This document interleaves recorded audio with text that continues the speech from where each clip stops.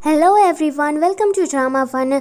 बेकिनो and होंगसोल साथ में लाइब्रेरी में पढ़ रहे थे।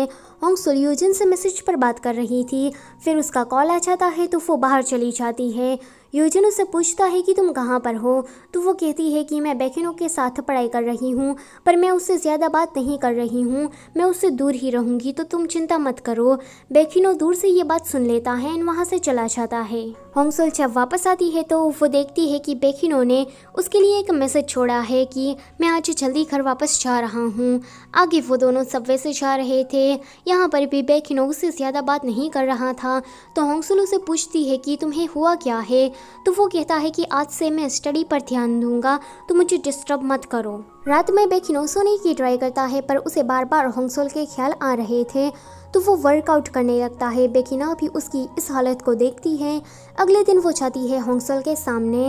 वो कहती है कि होंगसोल, जब से यूजिन तुम्हारा बॉयफ्रेंड बना है, तुम्हारा तो टेम्पर ही बदल गया। तो होंगसोल कहती है कि और तुम सबको ये क्यों बताती रहती हो कि यूजिन तुम्हारा बॉयफ्रेंड है, इससे किसी को गलतफहमी भी हो सकती है। तो बेकिना कहती है कि दूसरों का तो मुझे पता नहीं, पर लगता है कि तुम्हें गलतफहमी हो रही है। पर देखो, तुम क्या अपने आप को सिंड्रेला समझती हो? तुम यूजिन को कितने सालों से जानती हो? मैं 15 सालों से जानती हूँ। तो वो सोचने लगती है कि इसने तो सही कहा, मैं पिछले 3 सालों से उसे जानती हूँ, पर मुझे ये नहीं पता है कि यूजिन को क्या पसंद है क्या नहीं पसंद है। पर फिर वो कहती है कि टाइम मैटर नहीं करता कि कौन किसे कितना जानता है। ये सुनकर बेकिना को आता है गुस्सा। वो दोनों ही यहाँ पर लड़ने लगती है। बेकिना उसे मारने के लिए जाती है, पर वो देखती है कि होंगसोल के नाक में से तो खून निकल रहा है। तो वो कहती है कि अरे, मैंने तो अभी मारा भी नहीं। एंड हाँ, जब तुम यूजिन से मिलो तो ये बात मत बताना कि मैंने तुम्हें मारा, इसलिए तुम्हें ब्लीडिंग होने लगी। ये कह के बेकिना तो वहाँ से चली जाती है। आगे होंगसोल जब यूजिन से मिलती है तो बेकिना ने आज उसे जो भी कहा था वो उसे बता देती है, क्योंकि होंगसोल नहीं चाहती कि यूजिन को ये बात किसी और से पता चले। इससे अच्छा तो वो खुद ही बता दे। यूजिन तो उसके चेहरे का ये हाल देखकर हंस रहा था। आगे वो दोनों बाहर जा रहे थे। यूजिन कहता है कि तो तुम एग्ज़ाम की तैयारी कर रही हो? तो वो कहती है कि हाँ, तुमने तो पिछले साल ही एग्ज़ाम पास कर दिया है, तो क्या तुम मुझे अपने नोट्स दोगे? फिर अगले सीन में हम देखते हैं कि रात में बेकिनो को अपने किसी फ्रेंड का कॉल आता है। वो कहता है कि बेकिनो, बॉस तुम्हें ढूंढने के लिए सोल आ गए हैं एंड वो काफ़ी ज़्यादा स्ट्रेस में भी नज़र आ रहे हैं। तो बेकिनो कहता है कि अब तो मैं बुरा फंसा। वो खुद को मोटिवेट करने की ट्राई करता है कि डरो मत बेकिनो, सब ठीक रहेगा। अगले दिन बेकिनो जा रहा था कॉलेज। उसके पीछे पीछे होंगसोल आ रही थी। होंगसोल उसे बुलाती है, पर बेकिनो उसे बिना बात किए हुए आगे जाने लगता है। होंगसोल के पेट में काफ़ी दर्द भी हो रहा था। बेकिनो दूर से देखता है कि बॉस के गुंडे उसे यहाँ कॉलेज में भी ढूंढ रहे हैं, तो वो होंगसोल का हाथ पकड़कर उसे कहीं छुपा देता है एंड दूर से देखता है कि बॉस के गुंडे यहाँ से गए कि नहीं। जब वो लोग चले जाते हैं तो वो होंगसोल को देखता है। होंगसोल तब तक बेहोश हो गई थी। बेकिनो को लग रहा था कि उसने होंगसोल का मुंह बंद किया, इसलिए वो सफोकेशन के कारण बेहोश हो गई। वो उसे भागा हुआ हॉस्पिटल लेकर जाता है। होंगसोल को अभी तक होश नहीं आया था। वो बहुत ही ज़्यादा परेशान हो रहा था कि आज होंगसोल उसकी वजह से फंस गई। वहाँ पर होंगसोल की फैमिली भी आ जाती है। वो कहती है कि क्या तुम ठीक हो? तो बेकिनो उससे कहता है कि इसे थोड़ा स्ट्रेस हो गया था, इस वजह से ये बेहोश हो गई एंड इसके पेट में भी दर्द हो रहा था। होंगसोल की फैमिली वाले कहते हैं कि यूजिन को हमें ये बात बतानी चाहिए या फिर नहीं। यूजिन का नाम सुनते ही बेकिनो वहाँ से चला जाता है एंड सोचता है कि मुझे होंगसोल से दूर रहना पड़ेगा। अगर वो मेरी वजह से हर्ट हो गई तो मुझे तो मर ही जाना चाहिए। आगे वो खुद से बॉस के सामने जाता है। बॉस उसे पहले तो मारता है और कहता है कि तुम गद्दार निकले, पता है तुम मेरे फेवरेट हुआ करते थे, पर तुम मेरे पैसे लेकर भाग गए। तो बेकिनो कहता है कि मैं जितना काम करता था उतने तो तुम पैसे देते नहीं थे एंड तुम मुझसे चोरी चकारी करवाते थे। बॉस कहता है कि तो क्या हुआ, जल्दी से मुझे मेरे पैसे दे दो। तो वो कहता है कि मुझे 5 मिलियन देने हैं ना। तो बॉस कहता है कि नहीं, 5 मिलियन तो तुम लेकर भागे थे, पर अब ब्याज के साथ तुम्हें 10 मिलियन देने पड़ेंगे। इतनी बड़ी रकम सुनकर बेकिनो तो शॉक हो जाता है। उसके पास इतने ज़्यादा पैसे नहीं थे। होंगसोल अभी हॉस्पिटल में थी। यूजिन को वो कॉल करके पूछती है कि क्या तुम आ रहे हो, पर उसी कंपनी में काम था तो वो नहीं जा पाता। पर रात में वो आ जाता है एंड उसकी केयर करता है एंड उसके साथ ही सो जाता है। अगले दिन होंगसोल को डिस्चार्ज मिलने वाला था, तो बेकिनो उसे देखने के लिए आता है। वो उसे दवाई देकर कहता है कि ये तुम्हारे डैड ने भिजवाई है। तो वो कहती है कि थैंक यू। बेकिनो उससे पूछता है कि तो तुम क्या कॉलेज ऐसे ही जाने वाली हो? वो कहती है कि हाँ, क्योंकि एग्ज़ाम है।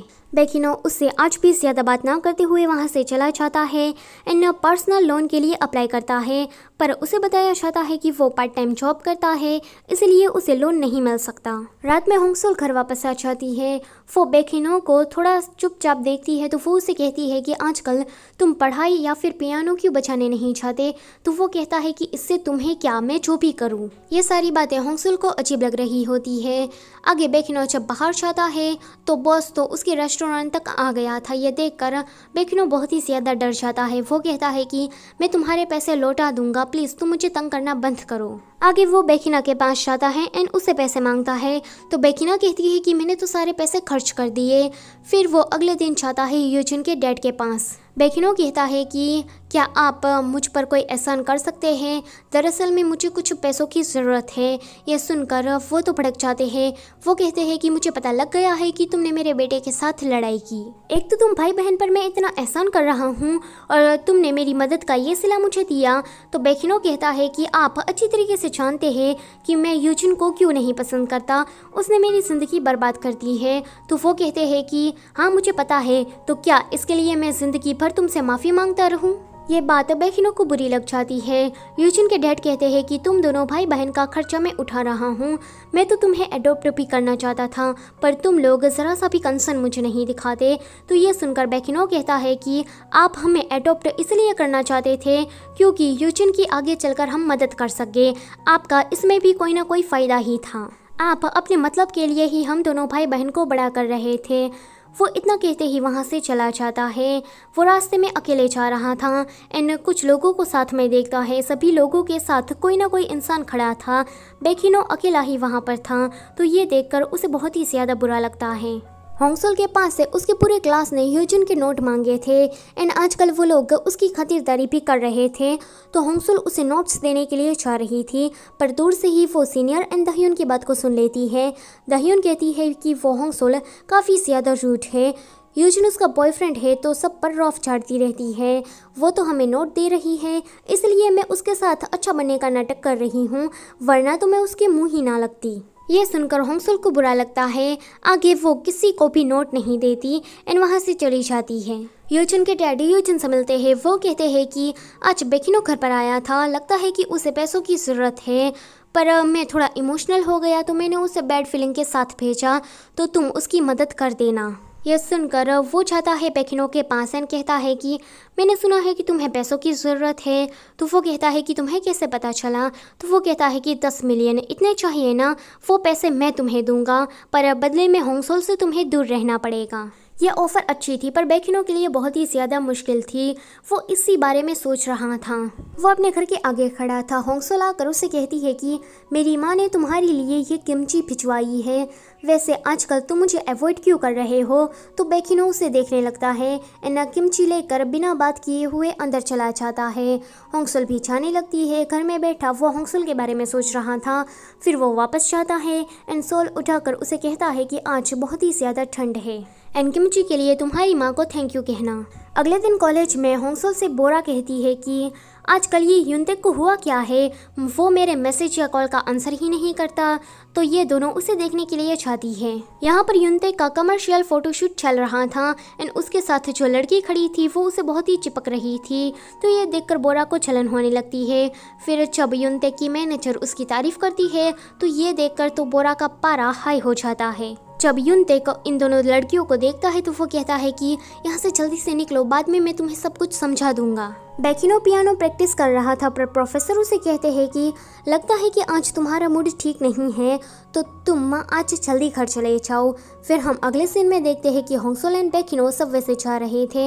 होंगसोल देखती है कि आज भी बेकिनो कुछ सैड नजर आ रहा है। स्टॉप आ जाता है पर बेकिनो नहीं उतरता। तो होंगसोल उसे खींच कर उतारती है और कहती है कि तुम्हें आजकल हुआ क्या है, कि तुम्हें पैसों की मदद चाहिए। अगर ऐसी बात है तो तुम हमारी फैमिली से मदद ले सकते हो, पर तुम ऐसे चुप मत रहा करो, हमसे बात करो। तुमने तो बात करना ही बंद कर दिया है। ये सुनकर बेकिनो उसे गले लगा लेता है क्योंकि यहाँ पर वो थोड़ा इमोशनल हो गया था। सो आज का एपिसोड होता है यहीं पर ही ख़त्म। Don't forget to like, share and subscribe. Thank you for watching.